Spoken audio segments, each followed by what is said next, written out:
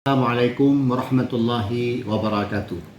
Menindaklanjuti surat edaran dari BPJH tentang penguasaan kewajiban sertifikat halal tahap pertama, maka saya mengajak kepada Satgas Halal, Pengawas Halal, para kepala KUA, penyuluh agama Islam untuk melakukan pengawasan halal secara serentak secara nasional dalam hal kewajiban sertifikat halal tahap pertama terhadap rumah potong hewan, rumah potong unggas, restoran dan supermarket di wilayah kerja kita yang serentak dilakukan bersama-sama pada tanggal 18 Oktober.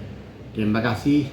Saya Kepala Kantor Kemenang Aceh Timur Haji Selami Asagi MA mengucapkan selamat bekerja. Wassalamualaikum warahmatullahi wabarakatuh.